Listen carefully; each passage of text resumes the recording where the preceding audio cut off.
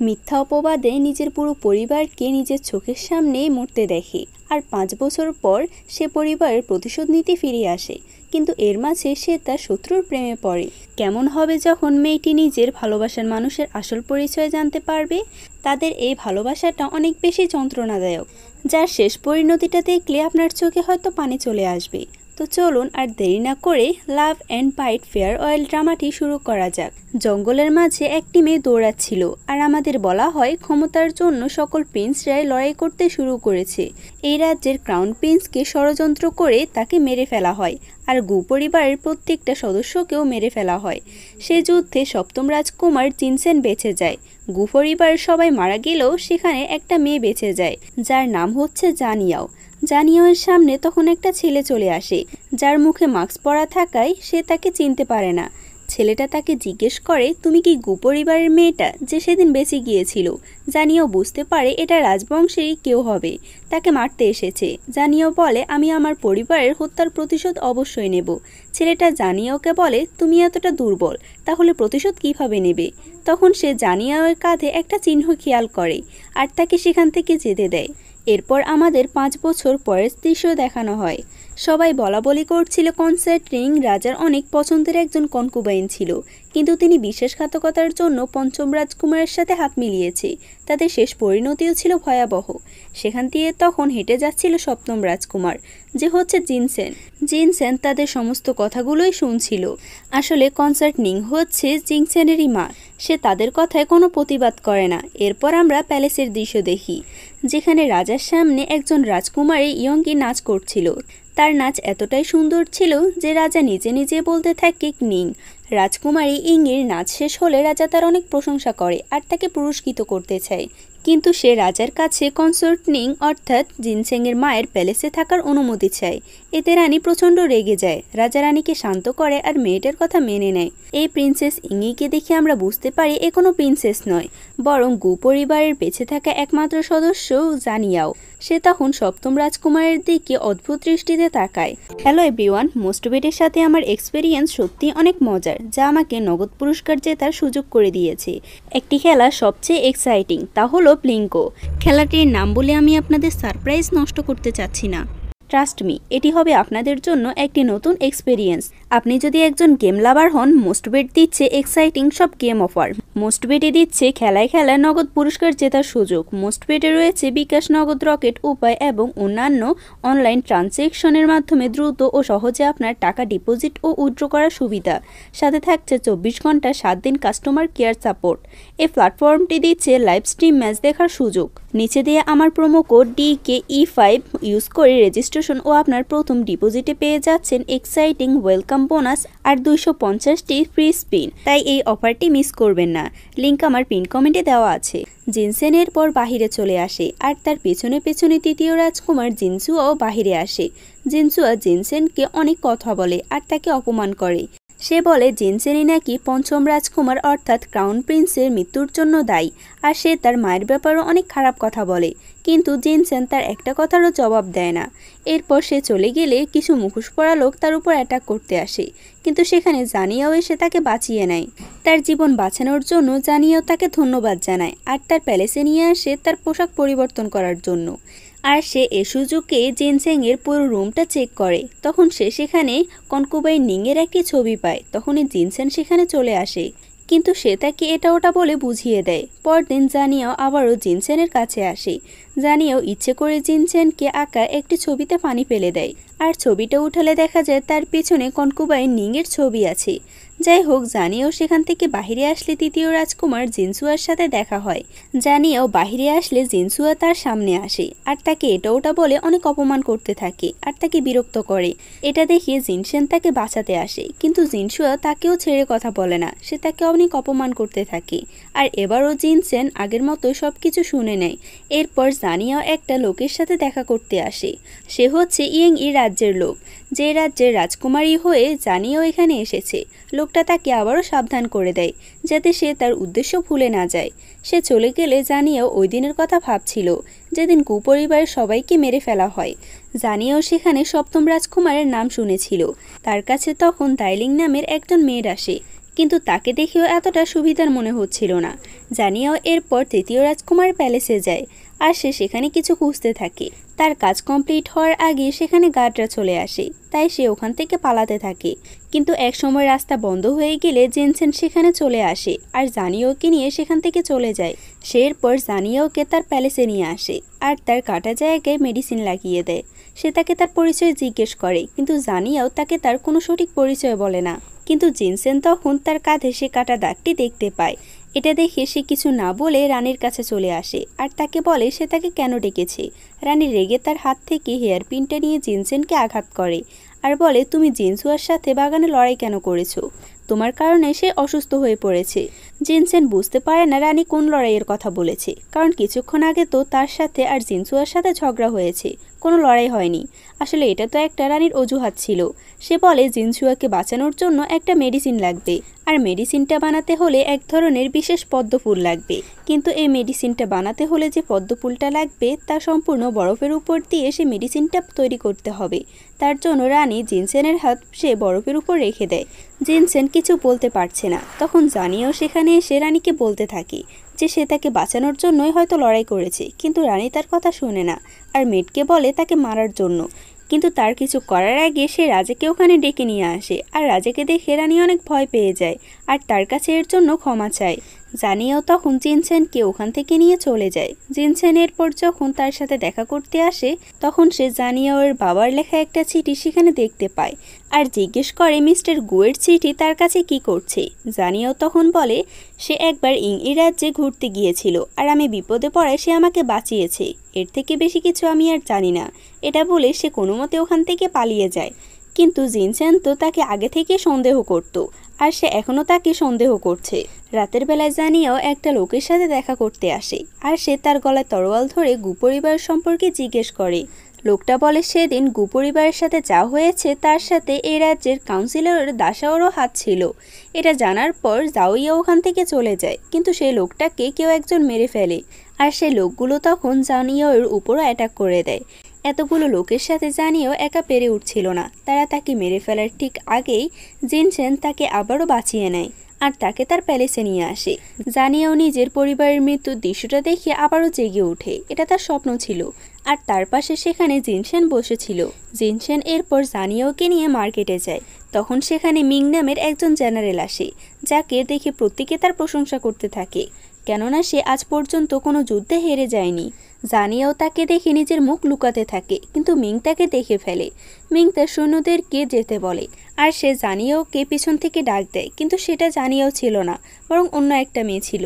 রানী এদিকে জানিয়াওর উপর নজর রাখার জন্য তার প্যালেসে আসে, কিন্তু সে জানিয়াওকে পায় না, বরং দাইলিংকে সেখানে পায় আর সে তার উপর রাগ দেখাতে থাকে যে সে এত রাতে কোথায় গিয়েছে। তখন জানিয়াও আসলে সে তার উপরও রাগ দেখায়।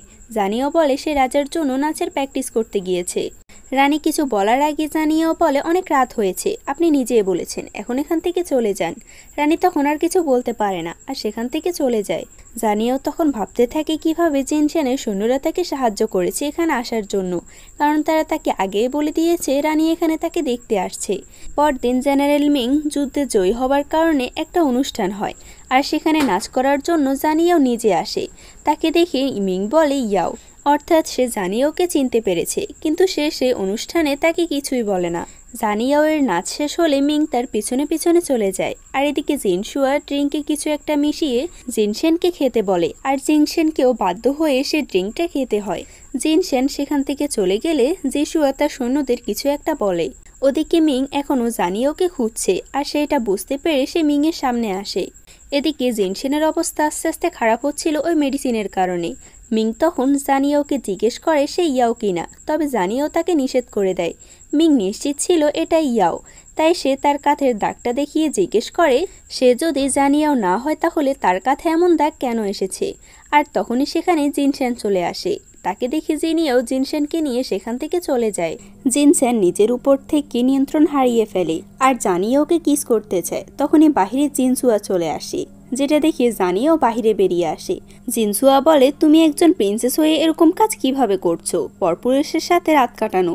জানিয়াও রেগে বলে, তুমি কি দেখেছো আর তোমার কাছে কি প্রমাণ আছে? যদি প্রমাণ না দেখাতে পারো তাহলে এর ফল কিন্তু ভালো হবে না। সে তাকে ধমক দিলে জিনসুয়া তারপরও তার রুম তল্লাশি করতে চায়, আর জানিয়াও তাকে কোনো দ্বিধা ছাড়াই তার রুমে ঢুকতে দেয়। সৈন্যরা পুরো ঘর তল্লাশি করে কিন্তু কাউকেই খুঁজে পায় না। জিনসুয়া তখন রেগে সেখান থেকে চলে যায়। জানিয়াও তখন নিজের ঘরে গিয়ে একটা গোপন দরজা খুলে, যেখানে সে জিনচেনকে লুকিয়ে রেখেছিল। এদিকে জিনসুয়াকে তার মা বকা দিচ্ছে, কারণ সে জিনচেনকে ফাঁসাতে পারেনি। অন্যদিকে আমরা হি নামের একজন জেনারেলকে দেখি, আর তখনই সেখানে জানিয়াও নিজের পোশাক পরিবর্তন করে চলে আসে। জানিয়াও নিজের মতো সবকিছু চেক করতে থাকে। এরপর সে যখন বাইরে বের হতে যাবে তখন দেখি হি তার সামনে দাঁড়িয়ে। জানিয়াও বুঝে যায় জেনারেল হিয়ের সাথে লড়াই করা ছাড়া সেখান থেকে পালাতে পারবে না, তাই তাদের দুজনের মধ্যে লড়াই হয়। কিন্তু এর মাঝে আবার চলে আসে জিনচেন, আর যে কিনা জানিয়াওকে নিয়ে ওখান থেকে পালিয়ে যায়। কিন্তু যাওয়ার সময় জাওইয়ের কাঁধে তীর লেগে যায়, আর তারা সেখান থেকে পালিয়ে যায়। তারা যাওয়ার পর সেখানে মিং আসে, আর মিং এসে হিকে বিশ্বাসঘাতকতার জন্য গ্রেপ্তার করে নেয়। কারণ মিং জানতে পেরেছে এই হি হচ্ছে জিনসুয়ার লোক, তাই সে তাকে গ্রেপ্তার করেছে। এদিকে জিনচেন জানিয়াওয়ের আঘাতের স্থানে ওষুধ লাগিয়ে দিচ্ছিল, আর কথায় কথায় সে বলে ফেলে এহি একসময় তার মায়ের লোক ছিল। জানিয়াও এটা শুনে অনেক অবাক হয়, আর তাকে এই বিষয়ে আরও কিছু জিজ্ঞেস করে, কিন্তু জিনচেন তা এড়িয়ে যায়। এরপর 3 দিন পরের দৃশ্য দেখানো হয়। সেখানে জানিয়াও জিনচেনের সাথে দেখা করতে যায়, আর বলে আমিও গু ফ্যামিলিকে নির্দোষ করার প্রমাণ পেয়ে গিয়েছি। তখনই বাহিরে জিনসুয়া চলে আসে, আর রানীর একটি ফরমান পড়ে শোনায়, রাজাকে বিষ দেওয়ার জন্য তাদের দুজনকে বন্দি করতে বলা হয়েছে। তারা দুজনে এটাতে অবাক হয় ঠিকই, কিন্তু তাদের দুজনের কিছু করার ছিল না, রানীর আদেশ তো মানতেই হবে। এরপর তাদের দুজনকে একই জেলে রাখা হয়, আর পরদিন সকালে তাদেরকে খবর দেওয়া হয় রাজার জ্ঞান ফিরেছে। রাজা বেঁচে যাওয়ার কারণে তাদের দুজনকে ছেড়ে দেওয়া হয়। এরপর তারা দুজনে রাজার সাথে দেখা করতে আসে। রানী তো এখনও তাদেরকে বলছিল তারা দুজনে ইচ্ছে করে রাজাকে এমন করেছে। রাজা তখন তাকে থামিয়ে দেয়, আর গার্ডকে বলতে বলে। গার্ড তখন রানীকে জিনসুয়ার ঘর থেকে পাওয়া কিছু চিঠি আর একটা বোতল দেখায়, যেটা দ্বারা বোঝাই যাচ্ছে রাজাকে তারা দুজন নয়, বরং জিনসুয়াই হয়তো বিষ দিতে চেয়েছিল। এটা দেখার পর রানীর আর কিছু বলার থাকে না। জানিয়াও সেখান থেকে চলে গেলে জিনচেনকে বলা হয় ডিউক পদে থাকা একজন লোকের মেয়েকে বিয়ে করতে। জিনচেন বলে, ডিউকের কাছে আমাদের অনেকগুলো সৈন্য আছে, যা পরে আমাদের জন্য বিপদ হয়ে দাঁড়াতে পারে যদি আমি তার মেয়েকে বিয়ে করি। এদিকে জানিয়াও জেলে কনসিলরের সাথে দেখা করতে যায়, আর সেখানে তাকে জিজ্ঞেস করে গু পরিবারকে আসলে হত্যা কে করেছে। কাউন্সিলর কিছু বলার আগেই তাকে ওখানে কেউ মেরে ফেলে। ইয়াও ঘরে আসলে দাইলিং তাকে জিনচেন আর ডিউকের মেয়ের বিয়ের কথা বলে। এটা শুনে তার একটু মন খারাপ হয়ে যায়। দাইলিং বলে সে যেন কিছুদিন সাবধানে থাকে। তখন আরেকজন গার্ড এসে বলে জিনচেন তার সাথে দেখা করবে।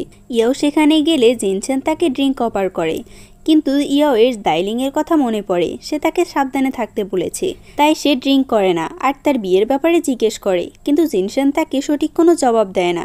ইয়াও রেগে তখন ওখান থেকে চলে যেতে চাইলে জিনচেন তাকে আটকায়। এবার আমাদের গল্পের আরেকটা নতুন চরিত্র আসে, যে হচ্ছে মিং এর বোন লি। তার মেয়ের তাকে জিজ্ঞেস করে সে কি নিশ্চিত। তার কথা শুনে আমরা বুঝতে পারি যে মিং এর বোন লি জিনচেনকে পছন্দ করে। এদিকে জিনচেন দাঁড়িয়ে থাকতে থাকতে সেখান থেকে চলে যায়, আর অন্যদিকে ইয়াও ভাবছিল সে তার সাথে দেখা করতে যাবে কিনা, আর ভেবেচিন্তে তার সাথে দেখা করতে যায়।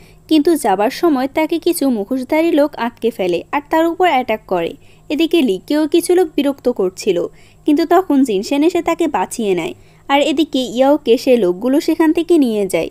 অন্যদিকে লি জিনচেনকে পটানোর চেষ্টা করছিল। জিনচেন তখন ইয়াওয়ের জন্য নেওয়া লেটিন তাকে দিয়ে সেখান থেকে চলে যায়। জিনচেন ইয়াওয়ের উপর মন খারাপ করে তাকে এটা দিয়ে দিয়েছে, কিন্তু লি তো এটা নিয়ে অনেক বেশি খুশি।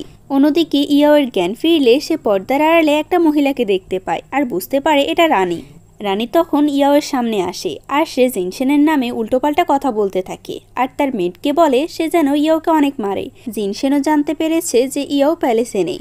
তখনই কেউ একজন কাগজের মধ্যে একটা জায়গার নাম লিখে সেখানে পাঠায়। পরদিন আমরা ইয়াওকে দেখি, যাকে দড়ি দিয়ে হাত বেঁধে পাহাড়ের উপর ঝুলিয়ে দিয়েছে। এভাবে করে একসময় পাথর ঘষিয়ে সেই দড়িটা ছিঁড়ে যায়, আর ইয়াও নিচে পড়ে যেতে নিচ্ছিল, কিন্তু তখনই তাকে কেউ একজন ধরে নেয়, আর সেটা ছিল জিনচেন। অন্যদিকে রাজা জিনচেনের জন্য অপেক্ষা করছিল, কিন্তু জিনচেন সেখানে আসেই না। তখন একজন গার্ড এসে খবর দেয় জিনশেন নিজের প্রাসাদে নেই। এটা শুনে তো রাজা প্রচণ্ড রেগে যায় আর রানীকে বকা দিতে থাকে যে রানীকে সে বলেছিল জিনশেনকে যেন সময় মতো এখানে নিয়ে আসে, কিন্তু সেটা করতে পারেনি। রানী তো এটা দেখিয়ে অনেক খুশি, কারণ সে তো নিজে ইচ্ছে করে জিনশেনকে সেখানে পাঠিয়েছে যাতে জিনশেন এখানে আসতে দেরি করে। জিনশেন অনেক কষ্ট করে ইয়াওকে পাহাড়ের উপরে নিয়ে আসে আর প্রথমবারের মতো তারা একে অপরকে নিজেদের ফিলিংসের কথা বলে আর কিস করে। অন্যদিকে রাজার কাছে খবর আসে যে জিনশেন অসুস্থ আর ডাক্তাররা তাকে চিকিৎসা করছে। তখন রাজা ওখানে গিয়ে দেখে যে জিনশেন সত্যিই অসুস্থ, তাই সে তার সমস্ত রাগ ভুলে যায়। কিন্তু এদিকে এটা দেখে রানী তো প্রচণ্ড রেগে যায়, কেননা রাজা নিজের কাজ রেখে এখানে জিনশেনকে দেখতে এসেছে। পরদিন জিনশেন একটু সুস্থ হয়ে রাজার সাথে দেখা করতে আসে। রাজা তখন তাকে ডিউকের মেয়ের বিয়ের কথা বলে। জিনশেন কিছু বলার আগে রাজা তাকে থামিয়ে দেয়। এদিকে ইয়াও তো জিনশেনের দেওয়া একটি ল্যাটিন নিয়ে অনেক খুশি ছিল আর জিনশেনের কথা ভাবছিল। জিনশেন ইয়াওয়ের কাছে আসে, তার মন খারাপ ছিল, কিন্তু সে যখন ইয়াওকে খুশি দেখে তখন সে ইয়াওকে এ বিষয়ে আর কোনো কথা বলে না। গার্ড এসে তখন রাজার ফরমান পড়ে শোনায় জিনশেনকে পরবর্তী ক্রাউন প্রিন্স বানানো হয়েছে আর ডিউকের মেয়ে লিয়ের সাথে তাকে বিয়ে করতে হবে। একথা শুনে ইয়াও তখনই অবাক হয় আর সে অনেক কষ্ট পেয়ে সেখান থেকে চলে যায়। জিনশেন তাকে থামানোর চেষ্টা করে, কিন্তু ইয়াও তখন নিজেকে স্বাভাবিক দেখানোর চেষ্টা করে আর বেশি কথা না বলে সেখান থেকে চলে যায়। রাতে জিনশেনের কাছে একটা লেটার আসে, সে এটা দেখে খুশি হয়ে যায় আর ভেবেছিল ইয়াও হয়তো তাকে ডেকেছে, কিন্তু সেখানে গিয়ে দেখতে পায় এটা লি। আর তাদের দুজনকে দেখা করতে তখন ইয়াও দেখে ফেলে আর সে আবারও মন খারাপ করে সেখান থেকে চলে যায়। ইয়াওকে দেখে জিনশেন তখন তার পিছু যায় আর তাকে থামানোর চেষ্টা করে। ইয়াও তার সাথে কোনো কথা না বলে চলে যেতে চাইলে জিনশেন তাকে জড়িয়ে ধরে। ইয়াও একটু শান্ত হলে জিনশেন তাকে বারবার কিস করতে থাকে আর ইয়াও তখন তাকে বাধা দেয় না। এসব দৃশ্য দেখে তো লি আবারও রেগেমেগে সেখান থেকে চলে যায়। ডিউকের পর নিজে ইয়াওর সাথে দেখা করতে আসে। এই কথাটা জিনশেনের সৈন্য জিনশেনকে বলে আর মিংয়ের সৈন্য মিংকে এই কথাটা বলে। ইয়াও তো এদিকে ডিউকের সাথে বসে চেস খেলছিল আর তারা দুজনে কথা বলে। ডিউক তাকে জিনশেনের সাথে কি সম্পর্ক আছে তা জিজ্ঞেস করে আর তাদের এক কথা দুই কথাতে ডিউক অনেক রেগে যায় আর তাকে তরোয়াল দিয়ে আঘাত করতে চায়। কিন্তু তখন সেখানে মিং চলে আসে আর সে ডিউকের হাত থেকে তাকে বাঁচিয়ে নেয়। সে চলে গেলে ইয়াও তাকে জিজ্ঞেস করে তার হাতে সে ব্যথা পেয়েছে কিনা, আর তখন সেখানে জিনশেন আসে। জিনশেন আর মিং একে অপরকে দেখে একটুও খুশি হয় না, কারণ তারা একে অপরকে পছন্দ করতো না। এরপর ইয়াও মিংয়ের হাতে ব্যান্ডেজ করে দেয় আর জিনশেন কিছু দূরে বসেছিল। সে এতটাই বেশি জেলাস হচ্ছিল তাদের দুজনকে একসাথে দেখে যে শুধু শুধু তাদের সাথে ঝগড়া করে সে সেখান থেকে চলে যায়। মিং এদিকে সুযোগ পেয়ে ইয়াওকে নিজের ফিলিংসের কথা বলে, কিন্তু ইয়াও তাকে না করে দেয়, কারণ সে জিনশেনকে পছন্দ করে। এরপর ইয়াও যখন নিজের ঘরে আসে তখন জিনশেন তাকে চেপে ধরে আর তাকে জোর করে কিস করতে থাকে। ইয়াও তাকে ধাক্কা দিয়ে দূরে সরিয়ে দেয় আর থাপড় দিয়ে সেখান থেকে চলে যেতে নেয়, কিন্তু জিনশেন তাকে বেহুশ করে সেখানেই রেখে যায়। ইয়াও উঠে দেখে জিনশেনের সৈন্য তাকে পাহারা দিচ্ছে, কিন্তু জিনশেন আবারও সেখান থেকে অন্য একটা জায়গায় নিয়ে আসে। ইয়াও তখন সেখানে দাইলিংকে আসতে দেখে। আসলে দাইলিং জিনশেনের হয়ে কাজ করত আর সে জিনশেনকেও পছন্দ করত। দাইলিংকে এরপর ইয়াও জিজ্ঞেস করে গু পরিবারকে কে মেরেছে। দাইলিং তখন ইচ্ছে করে জিনশেনের নাম বলে। এটা শুনে ইয়াও অনেক বেশি অবাক হয়, কিন্তু সে তার কথা বিশ্বাস করতে চায় না। দাইলিং তখন বলে, তুমি প্রমাণ পেতে চাও তাহলে আমার সাথে চলো। এরপর আমরা গল্পের শুরুতে যে জঙ্গলটা দেখেছিলাম, দাইলিং তাকে সেখানে নিয়ে যায় আর সে মাস্ক পরা ছেলেটাকে দেখায়। সে মাস্ক খুললে ইয়াও দেখে সেটা আর অন্য কেউ নয় বরং জিনশেন। ইয়াও তো নিজের চোখেই বিশ্বাস করতে পারছিল না। সে এরপর জিনশেনকে অবিশ্বাস করে সেখান থেকে চলে যায়। জিনশেন প্যালেসে আসলে ইয়াও তার উপর আক্রমণ করে দেয় আর তরোয়াল দিয়ে জিনশেনের বুকে আঘাত করে। জিনশেন এটা দেখে ইয়াওকে বেহুশ করে দেয়। ইয়াওয়ের চোখ খুললে সে নিজেকে জেলের মধ্যে দেখতে পায় আর 3 দিন পর ইয়াওয়ের খারাপ স্বপ্ন দেখে সে জেগে ওঠে। তার পাশেই ছিল জিনশেন। ইয়াও জলদি সেখান থেকে চলে যেতে চাইলে জিনশেন তার কারণ জানতে চায়। ইয়াও তাকে সব বলে, কিন্তু কি হয়েছিল জিনশেন তাকে কিছুই বলে না আর বলে তার উপর বিশ্বাস রাখতে, কিন্তু ইয়াও তার কথা একদমই শুনে না। তাই জিনশেন তাকে আঘাত করে ফ্রিজ বানিয়ে দেয়। ইয়াও নড়তে পারছিল না আর এদিকে জিনশেন তাকে কিস করতে থাকে। এরপর দেখানো হয় মিং রাজসভায় এসেছে রাজার সাথে দেখা করতে। মেড বলে রাজার সাথে এখন দেখা করা যাবে না। তখন সেখানে জিনশেন আসে।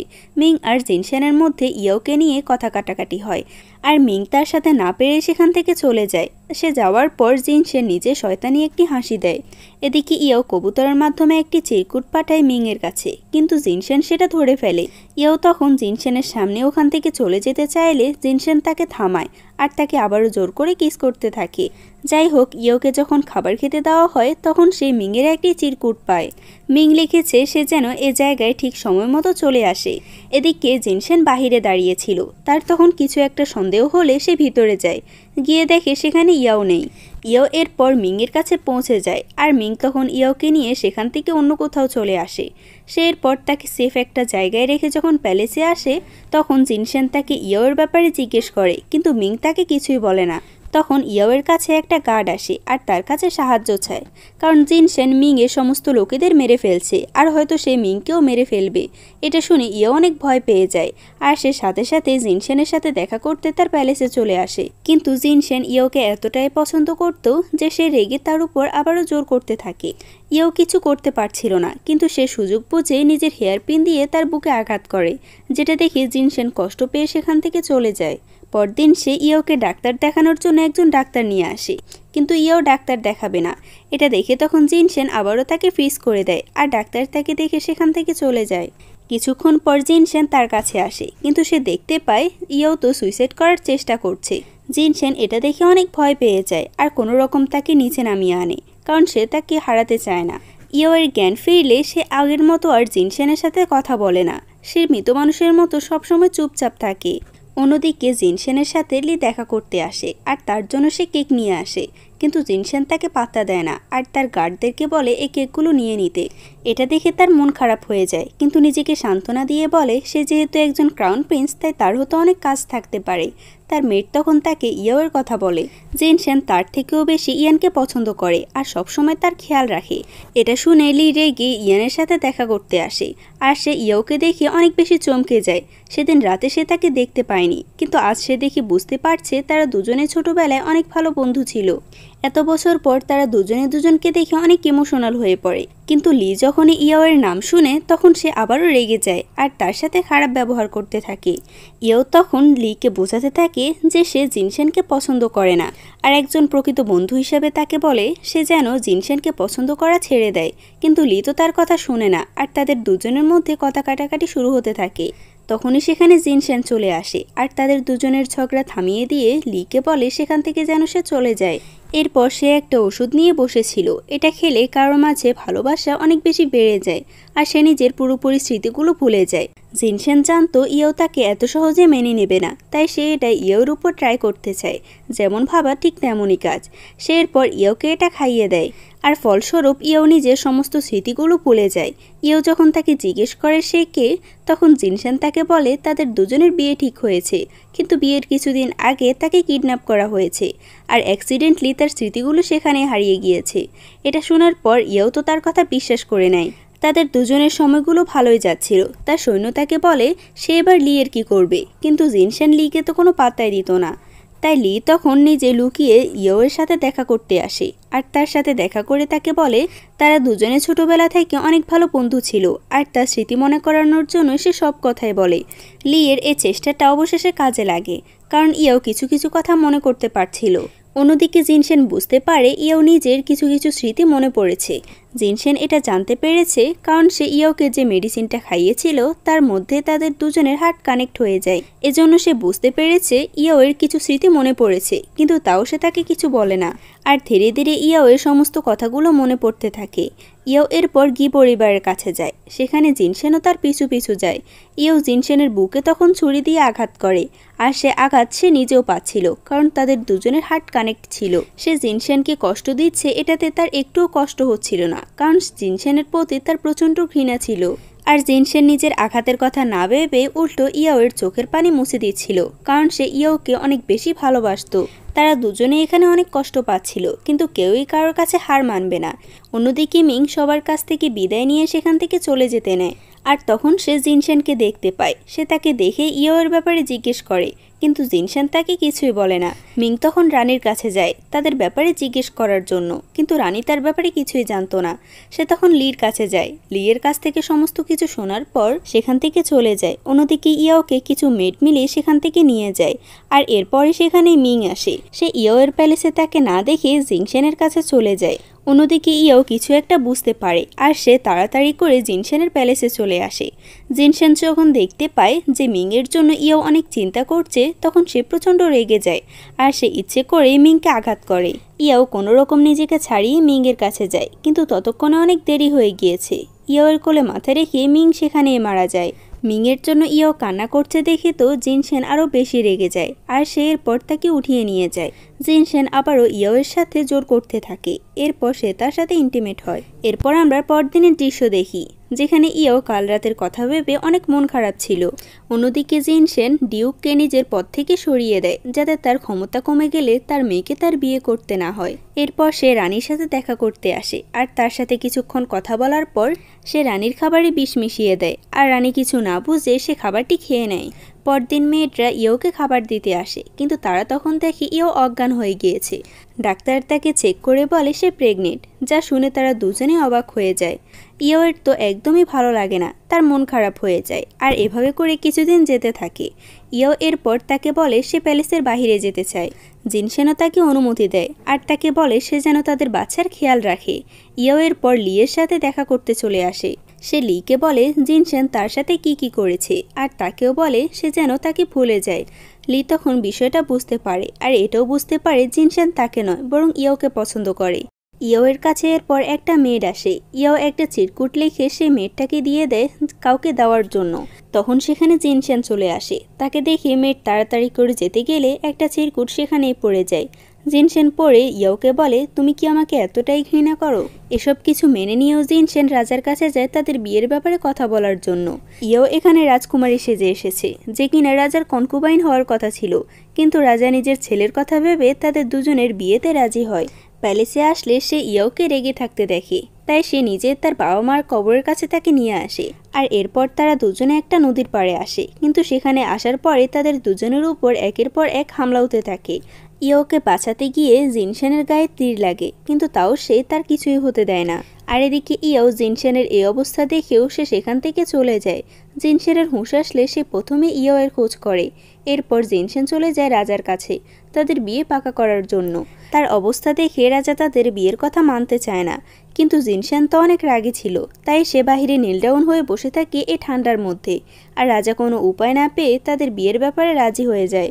এরপর তাদের বিয়ের দিন চলে আসে আর সমস্ত নিয়ম অনুযায়ী তাদের দুজনের বিয়ে হয়।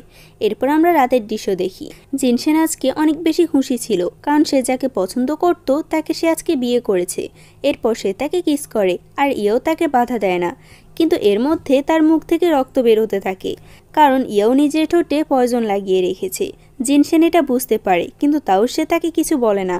তারা দুজনে তখন আগে সমস্ত স্মৃতিগুলো মনে করতে থাকে আর এরপর শেষবারের মতো একে অপরকে কিস করে।